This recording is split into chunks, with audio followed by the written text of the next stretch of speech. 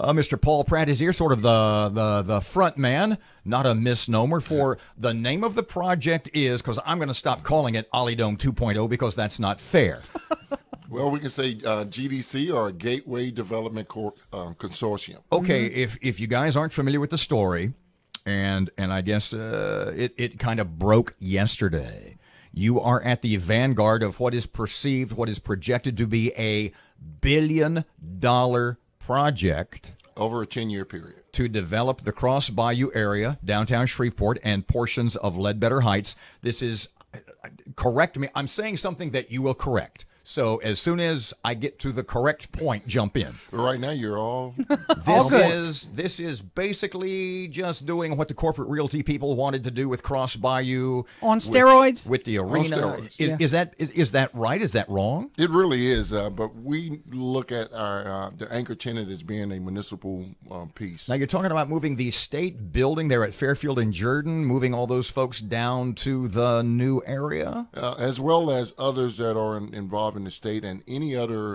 employees that want to relocate, so that we can have an anchor tenant supporting downtown activities. So would that be the first piece, the municipal complex to be built first? Is the most important piece, because none of this works without creating density, and density creates opportunity. So what's your next 6-month plan? Well, we are still working on letters of intent, or letters of intent from the city of Shreveport, as well as. But obviously, you've spoken to Shreveport leaders already, and I would imagine folks around the area, and have met with open arms. Oh yes, so far it's been very supportive. There's a lot of questions that still need to be answered, and we're working on that.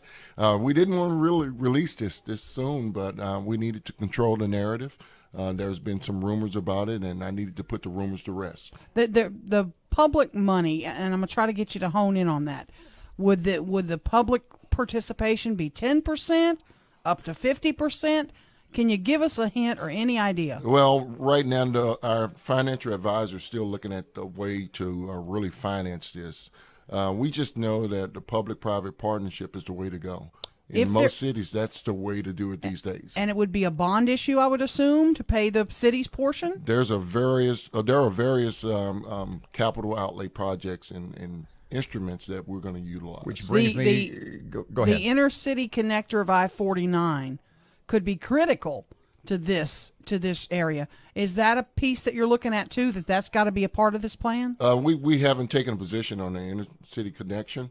But we know that would add value to our project. So at some point, to this point, somewhere along the line, you've already spoken to the people in charge at City Hall, and you went to them and said, we got this idea for Cross Bayou, and it's a public-private partnership, and how's about a bond issue? And nobody looked at you and went, what the haven't you read the papers?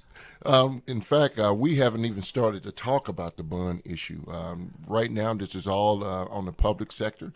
But we do know that in order for this to be realized, that we have to have some public input. Okay, so how do you sell this differently than the previous? How do you sell this to the public differently to win the voice of the people? Well, we knew that the focus was the anchor of the arena before, but our anchor is the municipal piece. We're talking about 1,000 to 2,000 employees in downtown Shreveport. The second part of this, or the most important, is we're going to invest $1 billion over a 10-year period in this city. And then the sports component is most definitely a plus. And are the Pelicans off the table completely or no? We've had no conversations with the Pelicans, but what we're going to design is a sports complex that is able to be used for various sports. Are you at programs. some point pertaining to that? Are you looking at the hundreds of billion-dollar traveling sports industry for kids? Oh yes, I mean you look at that phenomenon that's happening across this nation. I was just sent something that's happening in Ohio that's called the Arena City. So there's various. Tell me about that. Tell me about that, well, and how that might translate to 5 years down the line for our city. Well, in order for our city to start to grow, we have to have an investment in downtown Shreveport. That's our epicenter of commerce. And so you look at other cities, they've put sports complex in, they've had new anchor tenants. What we don't want to do is try to create more office space. I think we have enough office space available in downtown Shreveport. We're trying to put the anchor tenant as the municipal piece, the sports complex, as well as apartments and mixed-use retail. So back to my question before we went to break. Corporate Realty, they made their living at this. Yes. This is what they did, and the city said, not right now. Right. Give us a little more background, the people you're involved with, what they have done, and why they are the ones to do this when Corporate Realty, who did this, wasn't. Well, we have some local connections, and so you look at the makeup of our partnership. We have both local, national, that have ties and roots in here in Shreveport. And so myself and Erin Jackson and others are staples right here in the community. And then we have others like Darren West and Larry English that are in Manhattan and Dallas, have seen projects, working on projects. And then Janus Properties, it's probably one of the largest developers in the nation. And then we have other engineering firms as well as brownfield developers that are going to come and help us to design this. Let's talk about the housing components. Mm-hmm. You're talking about 5,000 unit mixed use housing, residential single family homes. That's a lot of folks. Are you going to get all those folks to move downtown? That's the ideal. We want people to see that we're creating a downtown community, a neighborhood that will give them all of the modern conveniences of their own neighborhood. And so the intention is to bring people where they work, they play, they live, and they have fun. And so 5,000 is a very conservative number.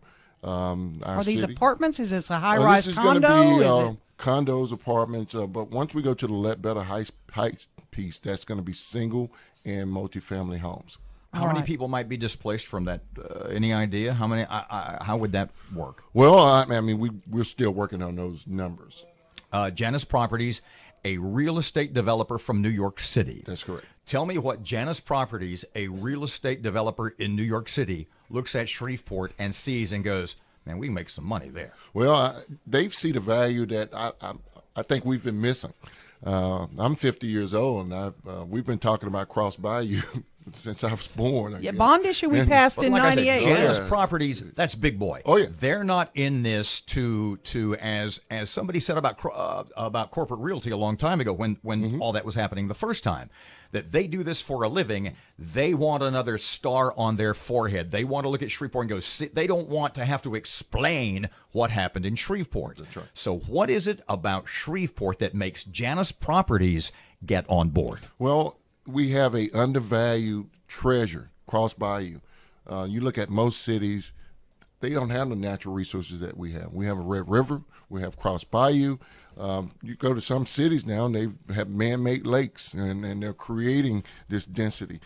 For us, I think our national network or our national partners see something that we're not seeing.